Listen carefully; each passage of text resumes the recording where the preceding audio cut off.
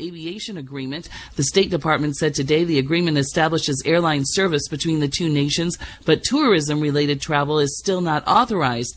It's unclear how soon regular commercial flights will begin for the first time in more than a half century.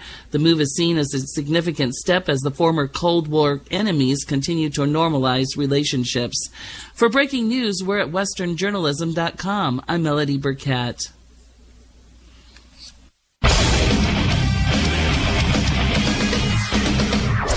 Sports trending now. Tee things up in the National Football League. Carolina Panthers 13-0 this season without the services of their tailback, Jonathan Stewart. He's been ruled out of Week 15. Panthers take on the Giants, and Stewart is third in the National Football League in terms of rushing. Tyler Eifert is dealing with a concussion. He is not practicing today for the Cincinnati Bengals. Dropping down to the college ranks, FS1's Bruce Feldman is reporting that Kentucky offensive coordinator Shannon Dawson is no longer with the program. On a Major League Baseball we go. A tough offseason for the LA Dodgers. Might have gotten a little bit worse. Team has not confirmed it just yet, but there's a Japanese report that states LA is backing out of the Hisashi Uekuma deal because of a failed physical. For a complete scoreboard, head on over to foxsports.com. We got you covered over there. We are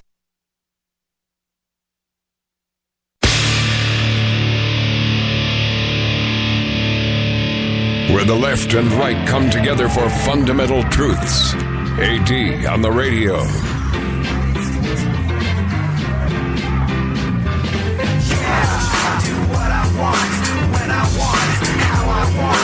Every day you're going and working, running that rat race and that pace and that place will leave a bad taste for anyone, everyone working day after day. So buddy, I gotta say for you, there's gotta be a better way, yeah.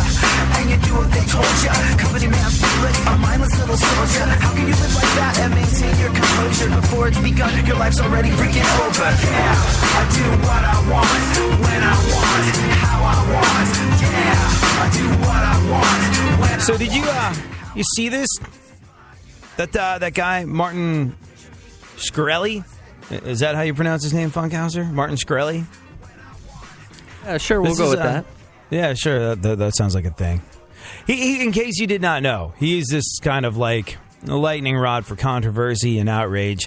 Why? Because, well, he likes to hike up the prices of prescription drugs used to treat life-threatening situations to, like, just absolutely crazy bananas, pretty much unaffordable for anyone prices. And he was arrested. Dude, that guy was arrested. The guy who jacked up the prices of the HIV medication and stuff. He was arrested in New York by the FBI this past Thursday, just gone by. Why? Securities fraud. Basically, he got all his cash to become the guy that he is today with ass tons of money and power by being part of a hedge fund. And, he's been arrested on securities fraud charges involving his former hedge fund and pharmaceutical company that he previously headed. He's the CEO of Touring Pharmaceuticals and this company called Kalo Bios Pharmaceuticals, charged in a federal indictment related to his time managing hedge funds and, like I said, heading a pharmaceutical company. Wow.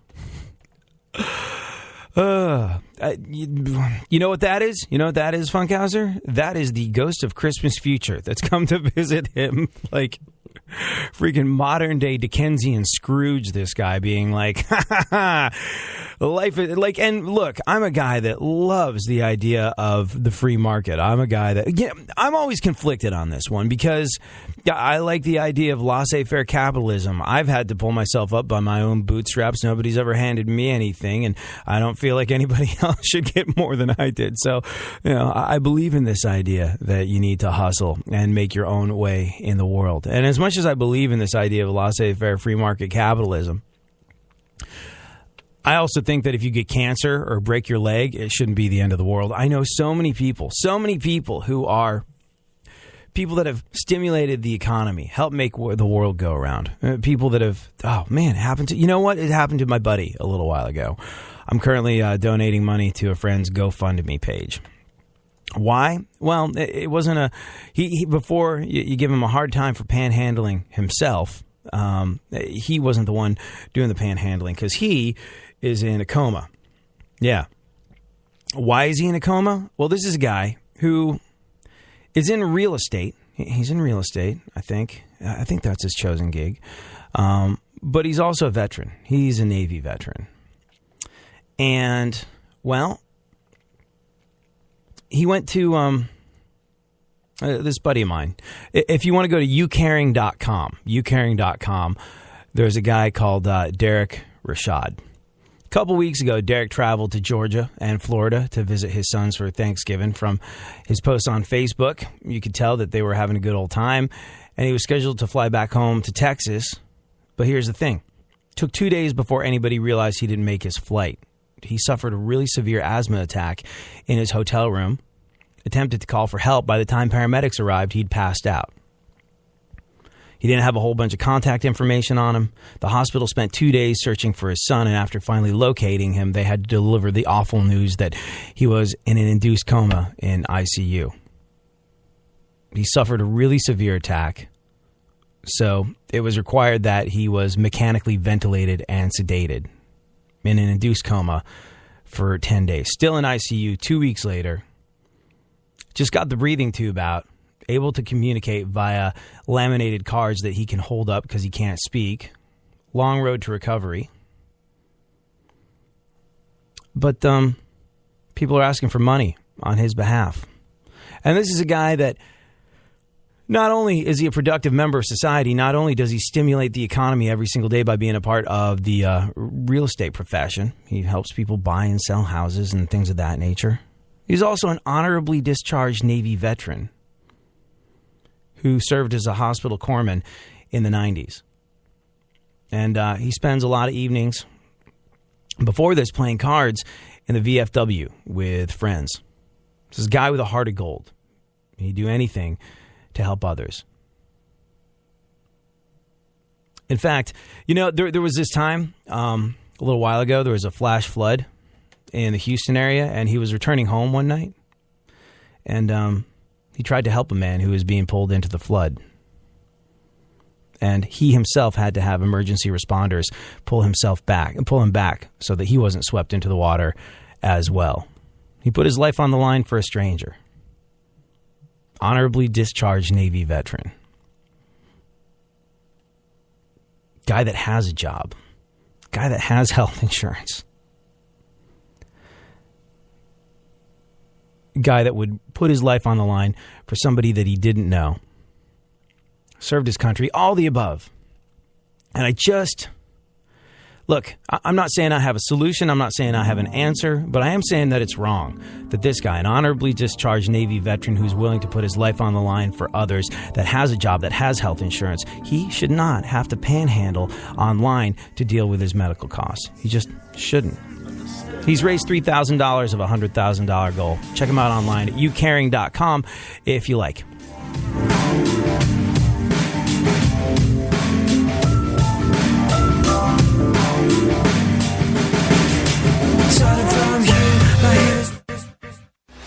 iHeartRadio puts the spotlight on Tom Petty. Despite tension between band members during the recording of 1985's Southern Accents, the album was another hit. The controversial video for Don't Come Round Here No More also won the first Best Video Award at the VMAs. Don't come around here no more. After the Heartbreakers' Let Me Up, I've Had Enough in 1987, Petty formed the Traveling Wilburys with Bob Dylan, George Harrison, Jeff Lynne, and Roy Orbison the next year. The group released 2 platinum albums, with Handle With Care becoming their most successful song. Petty released his first solo album, Full Moon Fever, in 1989. It was a multi-platinum smash, featuring the iconic hits I Won't Back Down, Runnin' Down a Dream, and Free Fallin'. The Heartbreakers reformed in 1991 and released the hit Into the Great Wide Open. However, after Petty's 1994 solo album Wildflowers, Lynch left the Heartbreakers and was replaced by Steve Ferrone. The revised lineup was featured on the 1996 soundtrack album for She's the One and 1999's Echo. All things Tom Petty, info, music, and more are on iHeartRadio. Keyword Tom Petty. iHeartRadio goes one-on-one with Mike Rutherford to discuss the art of songwriting. I've learned one thing over the years is that actually you can't control it. You can't force it. You can't analyze it. You can't worry about it. You just go and have a good time and mess around, and then something comes along and you grab it. It's something intangible, and if you try and make a program on how to do it and do it better, you get lost. So it's like a free-form thing, which you can't control. You just let it ride or not ride. And if it's not working, then you just have a break. That's what I've learned. Keep listening to iHeartRadio for more Mike Rutherford and all your favorite artists. Real radio. Real radio. 104.1. Like most kids from a privileged white upper middle class suburban background, for a significant portion of his childhood, he was pretty convinced he was down. AD on the radio. Yeah, oh, let's go. Talking that mess, better act like you know. Oh, let's go tonight. Walk away, punk, yeah, bitch. That's right, I know this. You're nothing but a punk, bitch. You're nothing but a punk, bitch. So walk away, yeah, yeah. You've been talking about me for a long time. If you're like me, you're desperately trying to avoid Star Wars spoilers. And you know what? Unless you're one of those people that's getting in the very first day, it's going to be really, really difficult to avoid Star Wars spoilers. You're going to find out. You're going to find out at some stage in the game, whether you want to or not, that, well, I don't know. Things that you don't want to know. Like Chewbacca screams the loudest when he's getting a Brazilian. I'm not sure, but that said, we're going to talk about as little Star Wars as possible because I don't want to generate any Twitter talk on it because I don't want to know stuff. I don't want to know hints. I don't want to know clues. I don't want to see previews. I just want to wait it out. But I'm not like, here's the thing. I'm really interested to see. I'm not so interested that I'm going to be one of the unwashed masses that shuffles into the theater when it's just out. And by the way, that theater will stink to high freaking heaven as the people that have been camped out for 2 weeks make their way in. So we're not going to talk about Star Wars today, I think, because otherwise people are going to start talking to us about Star Wars online. You can tweet me at ADSXE or you can tweet Funkhouser at FunkFM. But just don't tweet any sort of Star Wars hints, clues, accusations, or spoilers, if you would be so kind. What we are going to talk about a little later on, though, is don't be a wise guy. Yeah. The somewhat delicious piece of irony that, well, there's all these rumors floating around that Caitlyn, not so happy being Caitlyn, wants to go back to being Bruce. Mm-hmm. Yeah.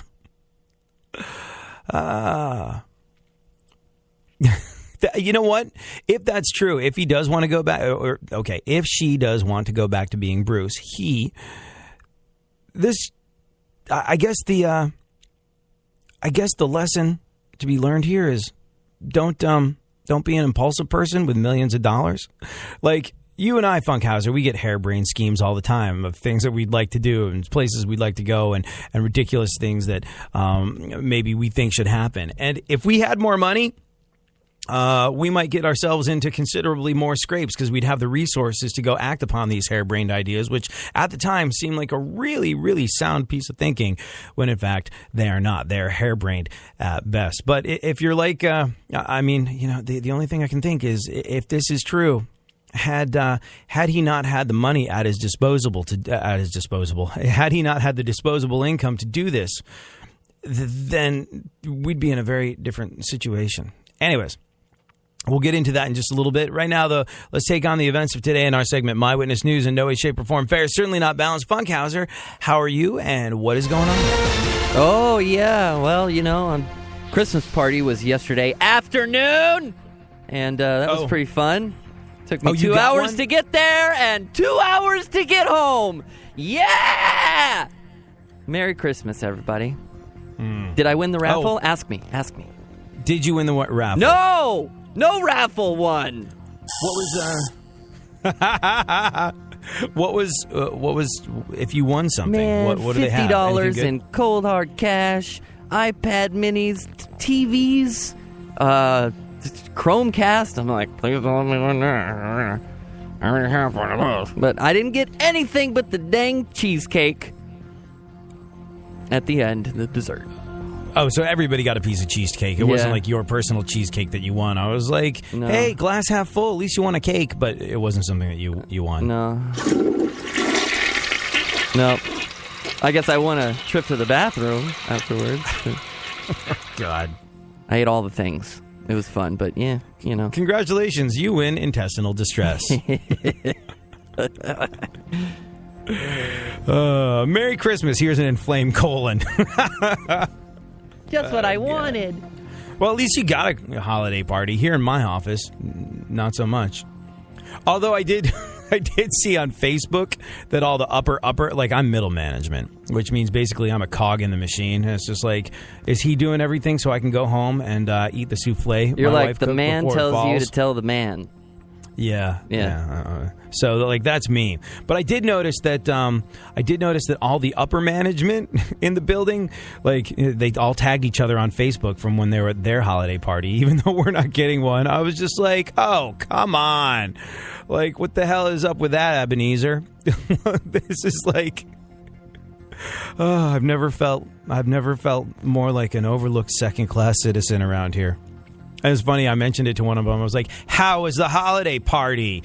And they were like, did you want to come? I was like, no. They're like, that's why we didn't invite you. I was like, yeah, but it'd be nice to be asked. And everybody else was like, there was a party? You're that guy that never goes to anything, but always wants to be invited. Well, no, it's I don't want to be invited. You know what? There was one time. There was one, and I really could care less about this sort of thing. It's not my deal. I'm not now, and I never have been, and I never will be a joiner in terms of social gatherings or pretty much anything. You know, fantasy football, no. Do you guys want to go sing karaoke? No. Like all the above, I'll take the big passeroo on. But there was one time where I'm on the air, and I start seeing social media blow up.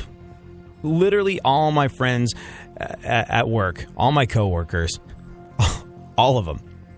I think even the guy that emptied the trash at the end of the night start tweeting and Facebooking about like, oh yeah, boy, once in a lifetime experience. I'm so glad that we all got to see Paul McCartney together. I was like, what?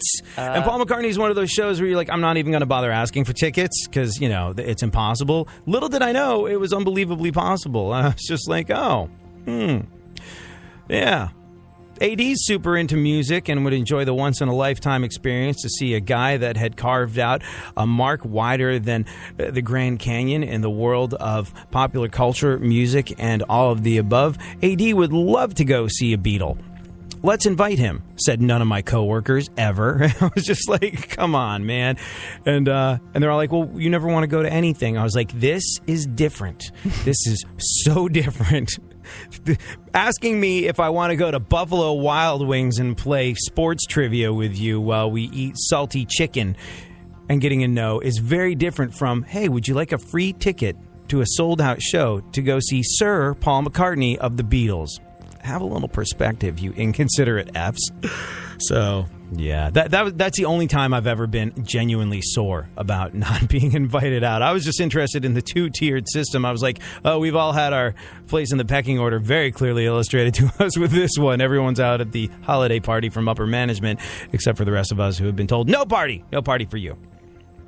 So yeah, you push buttons and you push buttons. Yeah, at least you got the intestinal distress of having eaten the cheesecake as evidence that you got invited to something, Funkhouser. It was really good, and I've been tagged on Facebook and in other people's pictures, and that's what counts, right? You know, right? Coworkers that don't know me other than my last name, and I introduce myself. Oh, you're that guy. You're Funkhouser. Oh, you're that guy. You're the guy on the email. Yeah, that's exact. I got most responses that way last night. And this morning it's like, hey, everybody tags me. That's nice of them. Yeah. That's cool. Merry it brought Christmas, the people together. Jerks. Oh, God. It's a weird life being a radio person and just sitting alone in a room talking to millions of people but yourself. Like, really talking to yourself, but in actual... I still get surprised. I mean, like, when we do the talk show, not so much, because there's people like Roy and Lisa and folks that tweet along live to the show. And join in the conversation, and people like Carmen that... Oh, by the way, Roy said somebody spoiled Star Wars for him yesterday with a leak, and he's so angry. He said friendship ended. Lisa says she's going to delete her social media apps from her phone to avoid Star Wars spoilers, so there's that. Good luck with that. We'll see how it goes.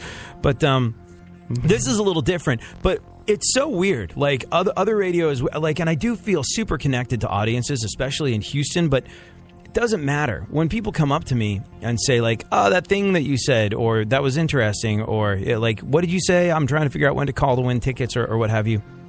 Always blows my mind. I'm like, oh yeah, people listen.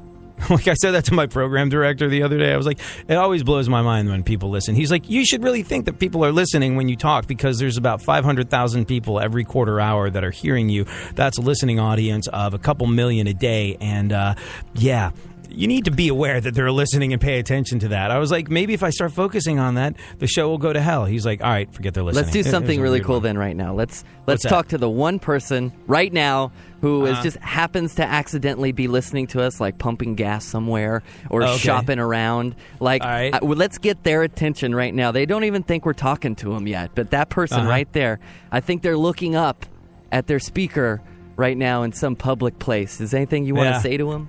Hey, you. Hi.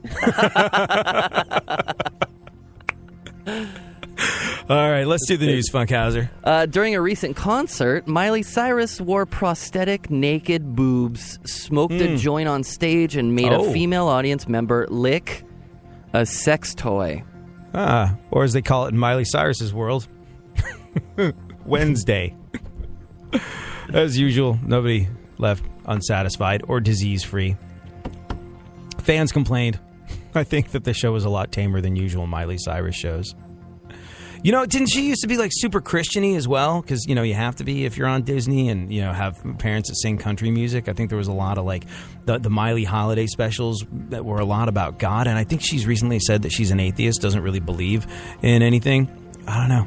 It's an interesting spot. If she doesn't spiral completely out of control and absolutely lose her mind and become wildly irrelevant by absolutely overdoing it too early on, if she manages to stick around, I wonder what we're going to be seeing from someone like her. Like, where do you take it from that? You know, it's just like Madonna sort of like rolled around on stage a little bit back in the day in the 80s, and people were like, ooh, how risque. And then it's sort of like she had those pointy bras and stuff like that later on, and people were like, scandalous. And like Miley Cyrus is going to burn herself out. It's like one of her first ever solo tours. She's already wearing prosthetic naked boobs, smoking marijuana on stage, and playing with marital aids while she sings. Like, where do you take it from there? I'll be interested to see. All right, go on. An Australian couple camping out in line at Hollywood's Chinese Theater for the new Star Wars movie will be getting married before seeing it. There in line. Mm-hmm. Yeah, people getting married in Star Wars lines. Now, I don't think this is an isolated case, too. I think there's more pronounce you the Force. Or whatever. You're so somebody that hasn't seen the movies. Something like that, whatever. You get it. Something like that, yeah. Well, it's interesting because it proves against all popular theories that some of the people standing in line for Star Wars for 2 weeks at a time will, at one point, have sex. Go on. Barbara Walters? Barbara Walters! She says she finds Bradley Cooper schoolable. Wait, hold on. Do you have the audio? I don't. Do I? I don't know. Look it up if you could. Be so kind. Just because, like, Cooper. I heard that she said this, and I haven't heard it yet. I just want to say, I just want to hear her saying, like, Bradley Cooper, you are schoolable. Like, I think that would be the most hilarious thing in the world. By the way, if it sounds like I'm making fun of Barbara Walters, I'm not. Like, what she's achieved is just like a testament to the kind of person and the kind of dogged determination she has. Not my style. I don't think I've ever really watched too much of her on TV. But here's a person with an actual speech impediment. Something that they say will hold you back from a professional broadcasting career. Yeah. And, and not only that, what is she, 80 now? Like 80? Like 79, 80? Like, yeah, she's probably getting up there. And she's been going for, 60 years? Something along those lines? A long time. Been in broadcasting, I think, 50 at least years. And she had a speech impediment. So here is a woman dominating the world of broadcasting during a time when basically women weren't accepted. It was very much a boys' club.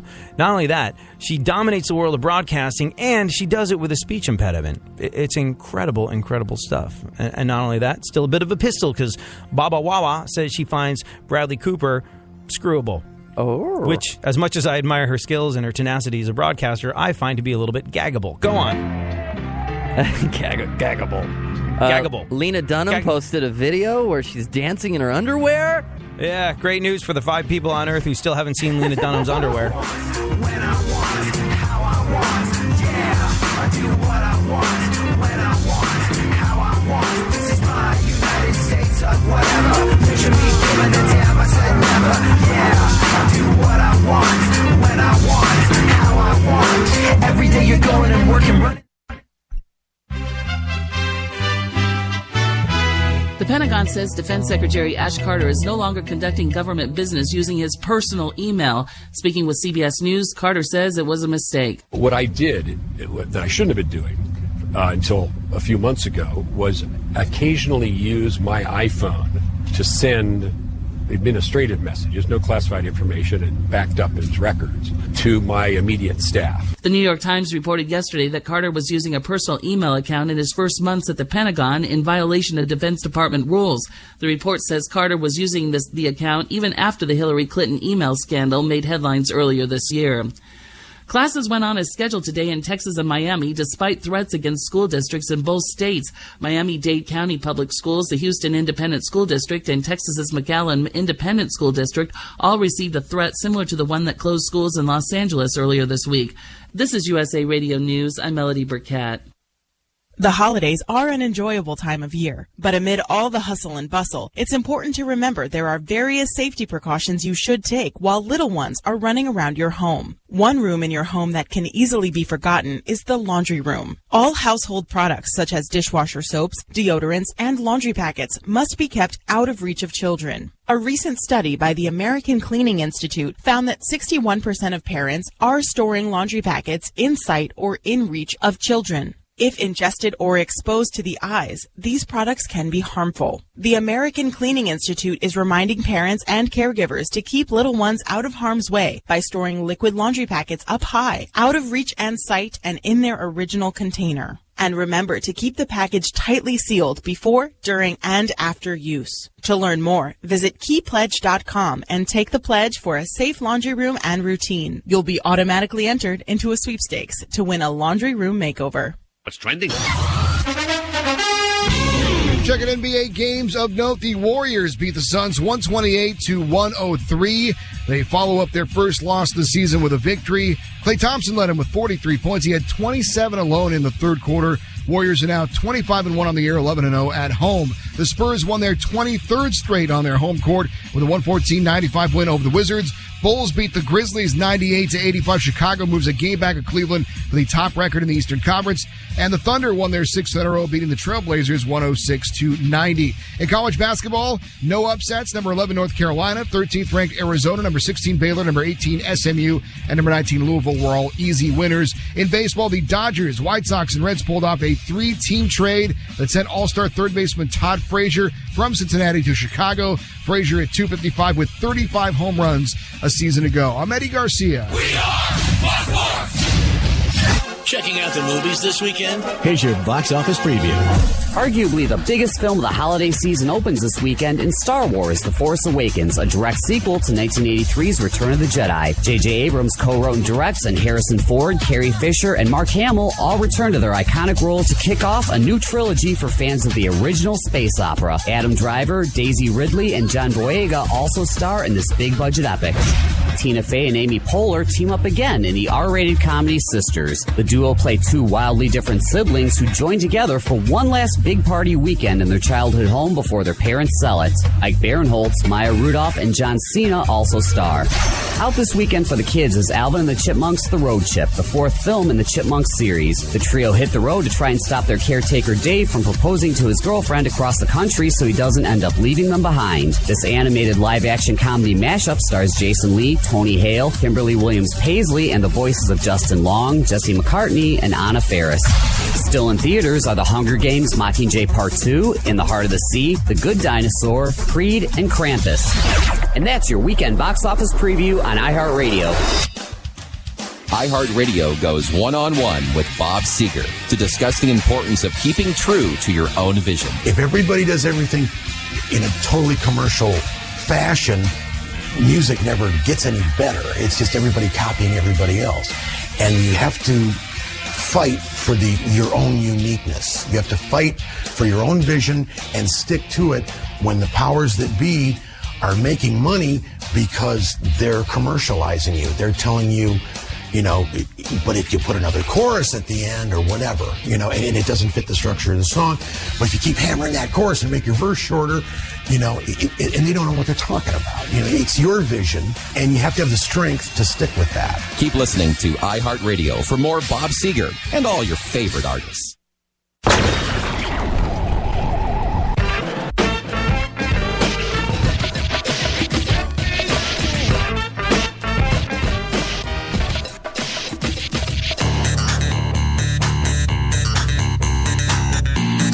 Now, more AD on the radio. Back once again, the ill behavior, delivering and giving you a musical savior. Back once again, it's your boy AD again, nobody rock a party better than me. Back once again, the ill behavior, delivering and giving you a musical savior. Back once again, it's your boy AD again, nobody rock a party better than me. So you know how you can tell it's the holiday season? Funkhouser? How? Well, because our social media, or at least mine, is kind of sort of blowing up with people that are weighing in on the show. Folks like Doug and Mandy and Selena have been getting at me on Facebook and Twitter, and Roy and Lisa and Carmen, and usually there's some sort of back and forth going on, but today it's kind of overwhelming, and I was just like, what does this do to? Are we just really awesome on the radio today? And I was like, no, we're not. We're the same as we always are, which is passable at best. But here's the thing. Everyone's boss is out of the office because it's like the holidays, and bosses being what bosses are, they all pieced the hell out yesterday. They put in that lackluster half day. They're like, I'm working from home, and are nowhere to be seen, which means people that listen to the show are free to whip out their phones and spend as much time on Twitter and Facebook as they want to in the workplace. The one downside of not being the boss is that you tend to get stuck at the bottom of the barrel, working closer to the holidays than people that are above you, who seem to find really good reasons to be out of the office a lot of the time in the run-up to the holidays. It's like, another luncheon, kids' school play, you gotta bother showing up for the last 2 weeks before Christmas? Answer, no, you're not. But here's the thing. That gives you the opportunity to, workplace productivity expectations are at an all-time low. So you can drink company coffee and you can surf porn on company servers and have yourself a grand old time because the boss is out of the office. So thank you so much for keeping up with us on Twitter. Let's continue the holiday news. Okay. Well, I have to play this one here then first. I have a little, I have a weather report here just in. I'd like to play it for you. Okay. All right. Quite relevant. Here it goes. Okay. Hi there. Well, it's another unusually mild day today with a layer of cloud covering the UK. But if you look farther west, you will be seeing a glimmer of sunshine if you're lucky. However, there will be a fairly light breeze. The force is strong, though, for northern Scotland. And then tonight, the weather strikes back as a deep area of low pressure pushes in from the west, creating storm-like conditions for Northern Ireland and western Scotland. Don't be a trooper. Please take care on the roads. Could be difficult driving conditions. Now, if you're forced to awaken early tomorrow morning, it will be on the dark side, but as you can see, fairly mild, with temperatures in double digits. Far away towards the southeast of England, there's a new hope for some sunshine developing in the afternoon. Oh, incredibly well played. Well done. Oh, that's awesome. Take that, rapping weatherman that went from Beaumont to San Francisco. That's way cleverer than anything I've heard any other weather person do in a long time. Did you know that rapping weather guy? Did you hear him? Did you see him? It was this guy in this little town outside Houston called Beaumont, which is market number 70-something. And he rapped the weather one day and immediately got a call from San Francisco after it went viral. Like, hey, you want to come to Market 4 or whatever it is? And that's all we have to do? Apparently, all we got to do is rap the weather. Yeah, that's why everyone you see this. You see all these broadcasters trying to pull these wild online stunts that go viral. It's not because they're fun-loving, wacky jokesters. It's because they've realized, you can either be good and professional and, earn a crust that way, or you can realize that, hey, in this day of everybody looking at their phones for the weather, my my tenure as a meteorologist is in serious danger unless I can come up with a gimmick. So stuff like that, we applaud you. That's real classy. Why don't we just go to the story? Yeah. All right, what else? Pope Francis has a birthday. He turned 79 today. Yeah. And if you're trying to think what you should be getting Pope Francis for his 79th birthday, I don't know. I don't know what to get him. He's good for enormous hats, so who the hell knows? What else? A Mini Cooper steering wheel cover. Or no, a Fiat steering wheel cover. Fiat, yeah. A list of the best cities to celebrate New Year's Eve is out. Yeah. Beaumont is not on that list. Beaumont not on that list. Go figure. New York City tops the list. You know, because of that bright, shiny thing that everybody loves to watch fall. Who's that? What's it called again? Jimmy Fallon? Go on. I was going to go with the other guy we work with, but that one works too. Who's the other guy that we work with that falls in shiny? Out. Right, yeah. You know, like as much as broadcasters want to be like, why is Seacrest getting paid so much and I'm selling blood and what other bodily fluids the clinic will still take from me in order to pay rent and buy Christmas gifts? Like, why? Why is that happening? Like, and if you watch Seacrest during those New Year's Rockin' Eve things, like, that's a world that I'll never ever be able to sit through that and go, this was really good, because it's just like Florida Georgia Line lip syncing without a band behind them. Even I was just like, what the hell is this? It looks like two H&M mannequins singing songs about being awful people. What is going on around here? That said, Seacrest. The world could be ending. It's freezing. There's people screaming at him. It's windy. Nothing's going right. He's trying to kick it to Fergie, and Fergie's like screaming and shouting, be like, "Ha, Ryan!" And he's like, my in-ear monitors. And it's like this whole big thing. And he is just blue steel, rock solid, reliable, never drops or fluffs a line or anything. And he's gotten so good at it that last year when I watched New Year's Rockin' Eve hosted by Seacrest, he seemed bored. Like, he seemed bored. Like, he was just like, okay. He had it so on lock that adrenaline that courses through you, that helps you sort of like pull it out a little bit. He didn't seem to have any of that. He was just like a machine. He was like, okay, and now this. Happy New Year. And like Taylor Swift was like giving it the, I can't believe I wore this outfit and, this freezing cold, ba-ding-dang-do. And she's wearing really nothing on stage. Is that your Taylor Swift accent? I love it. That's my Taylor Swift accent. Ba-ding-dang-do. I have sex with Kennedys. But like...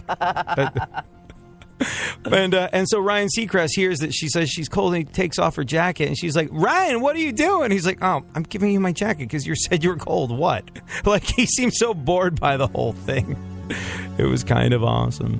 One more piece of news, Funkhouser. For the first time in decades, Christmas will feature a full moon. And for the millionth time, it'll also feature family members that you need booze to tolerate. Tonight it's all good in the 713.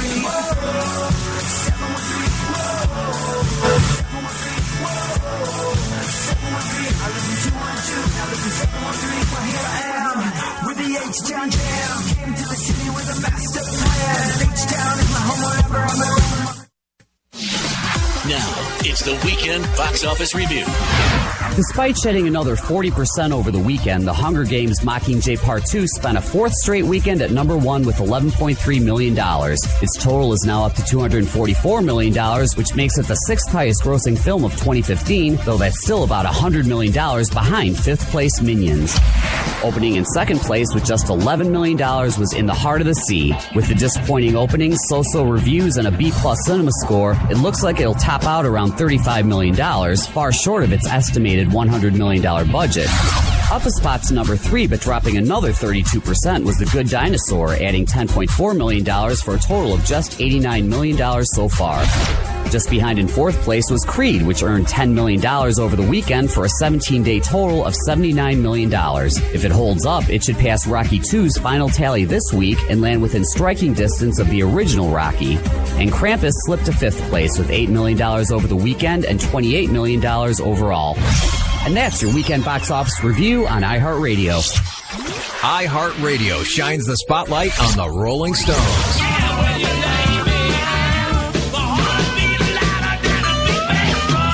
Their album Sticky Fingers in 1971 began a string of 8 consecutive studio albums, reaching number 1 in the United States.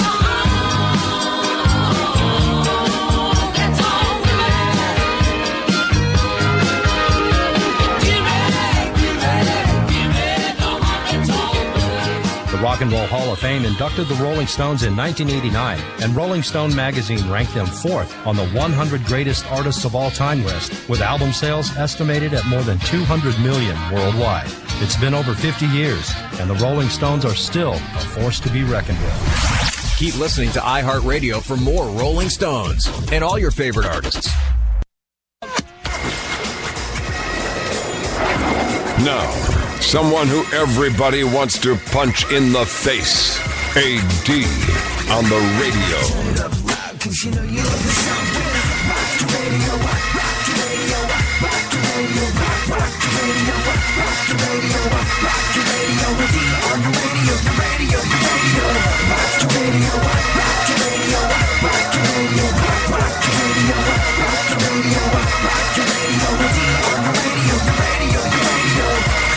Does Caitlyn Jenner want to go back to being Bruce? Does Caitlyn Jenner want to go back to being Bruce? We'll discuss this a little later on in the show. It's an interesting one. It's an interesting one because if he didn't think it all the way through before he became she, and now she is having second thoughts and wants to become he again, like I said earlier, this is just what happens when you've got too much money and not enough people around you to say, no, stop, think about this for a second. But, man, what a... can open, worms, literally everywhere. We'll discuss that. We'll get into the whys and wherefores after we finish up what remains of the news. Funkhouser, what's going on in the world? So many things. So many. 45% of us will spend Christmas with extended family. Yeah, the rest of us will enjoy Christmas. Go on. NBC News did a fact check of statements made during Tuesday's Republican debate. Yeah, like there was a lot of people that are going like, you're saying these things, but they don't seem like they're actually right. And so NBC News went back and did a fact check of things that people were saying. I don't know what the results of it were, but I do know how they measured it. Did you hear how they measured it, Funkhouser? No. NBC rated the statements on a scale from true to Brian Williams. Go on. A man was acquitted of rape charges by claiming he accidentally fell onto the woman. No, onto or into? Into. You can't. Isn't that the same? Well, I can see both things happening. I'm thinking about the few times in my life where I've been allowed to do that. You know, like allowed to see a woman naked and do what naked adults like to do in that situation. I'm thinking about those situations and like the tiniest little thing. Maybe I'm not that athletic of a fellow in the sack. Maybe I'm just not very good. Maybe I'm a little ham-fisted, so to speak. But the idea of accidentally falling into someone in that way seems like you can just have the tiniest inconvenient height differential, and it can make things difficult to achieve at certain angle. You know what I'm saying, Funkhouser? Am I painting an adequate picture without saying anything that's going to fit something and something else by accident? Yeah. How's that? That's honestly way more detailed than I was trying to go into.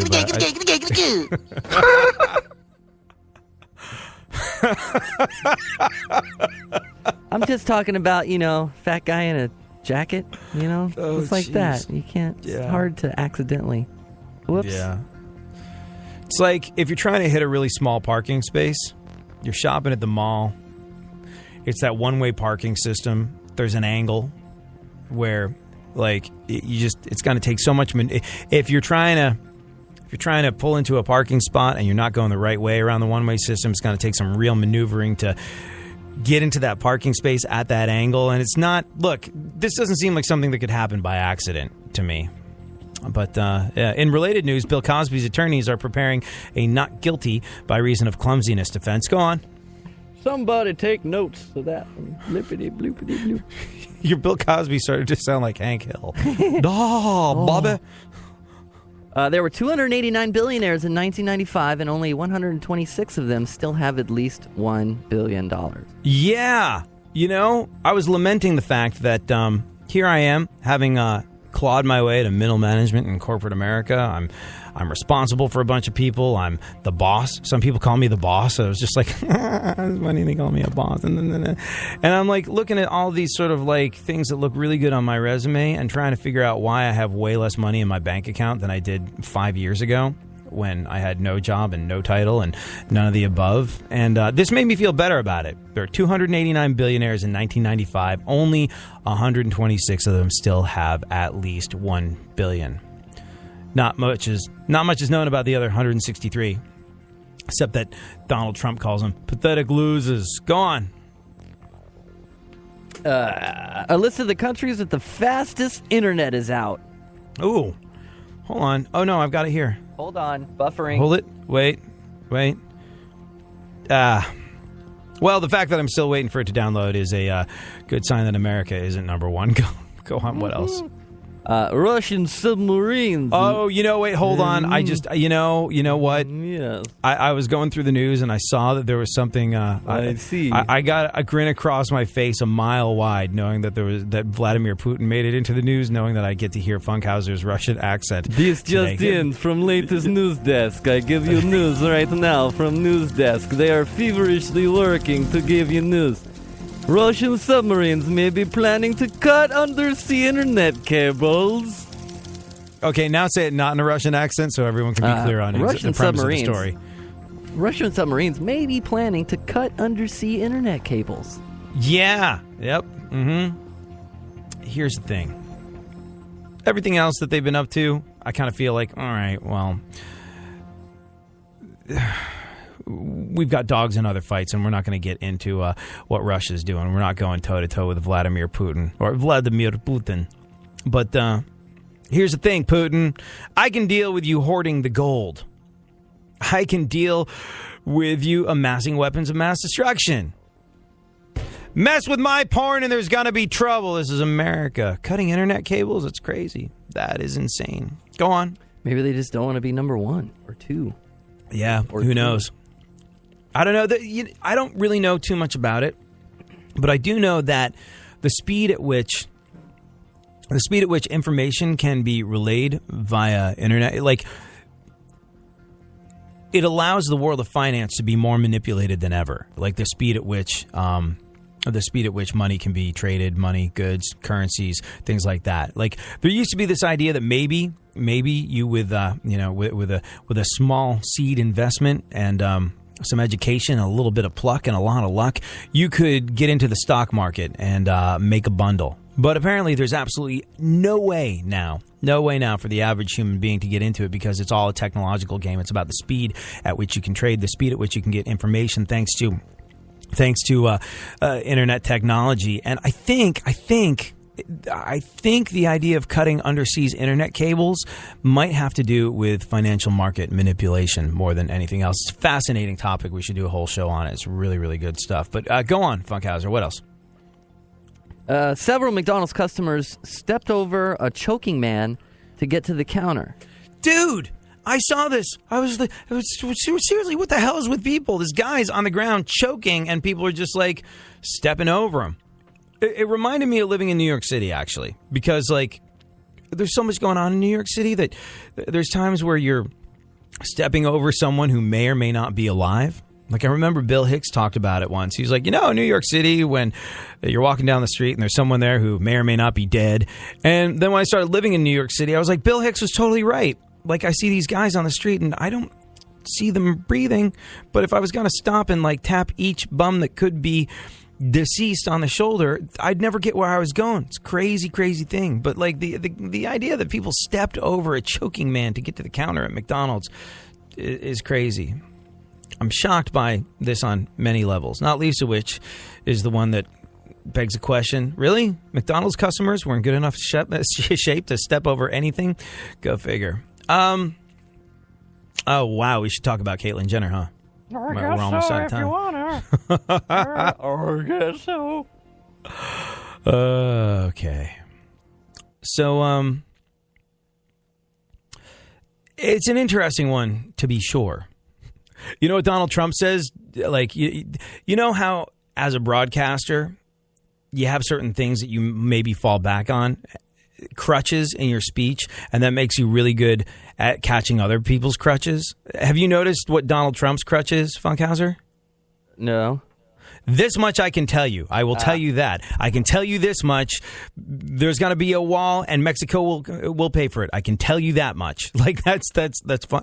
That's his whole thing. But I can tell you this much. It's an interesting one with Caitlyn Jenner. Caitlyn Jenner apparently hasn't even enjoyed a year of womanhood yet.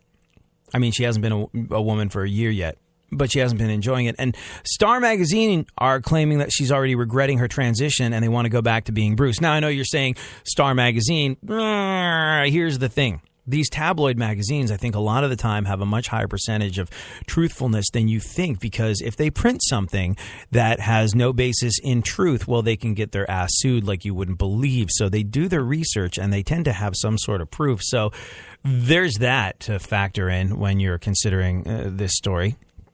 So-called source says Caitlyn wanted to be a woman her whole life, but now that it's happened, she's disappointed. She's attracted to women, but not many women are comfortable dating a woman who used to be a man, especially one as high profile as Caitlyn. And the source added that transitioning hasn't given her the life that she thought it would. She even told her kids, I hate being a woman. I feel ugly. But as Bruce, I used to be so handsome and so happy. Supposedly, she's planning to go back under the knife to reverse all the stuff that she's already had done, facial feminization and breast implants and the works. Maybe this is why, and you know what? Like I've said in the past, Bruce was kind of like a... You can tell us this much. I can tell you this much. I didn't get the idea that Bruce Jenner was an especially good guy. And when he became touted as a hero for coming out with his struggle with gender dysphoria, I still didn't think that made him a good guy. And when he became a woman, I didn't think that made him a good woman. I think he's kind of a terrible human being, but he did shine a light on a very real problem. Like we've said on the show in the past, the number of suicides that happen in a straight... the number of suicides, if you break it down, if you're straight, something like 4%. If you're gay... this is attempted suicides, I should clarify. It jumps up to like 5 or 10%. And like basically the further away you get from what is popularly conceived as the norm, the higher the rate of attempted suicide is in terms of sexuality and gender identity, to the point where people that suffer, well, not suffer, but people that have gender dysphoria, where they're confused about their gender, the rate of attempted suicide is like 44%, I think. Yeah. Which is absolutely crazy. Almost half of people that have this going on will try and kill themselves. And that's not okay. So the great thing that happened from the whole Caitlyn Jenner situation is that it gave the rest of the world some very high-profile context with which to approach the situation when it happens, maybe to someone they know, with more humanity and more understanding. Because it is a very rare situation, so it's not like everybody has experience with it. But it's humanized it, it's put it in the public eye, and that's been a tremendously positive thing. If nothing else comes of Caitlyn Jenner, Bruce Jenner becoming Caitlyn Jenner, the fact that it gives people a frame of reference and can maybe help get that rate of attempted suicide down from almost 50%. That would be a good thing. But man, I'm guessing if this is true, she's thankful that she won't have to have the nether regions swapped out, since Caitlyn stopped short of that the first time around. Of course, there's a chance that the story will be bogus. I can't wait for the Star exclusive next week about how Caitlyn is regretting that she ever regretted becoming a woman. We'll be back Monday. We'll do this all over again. Thank you so much for hanging out.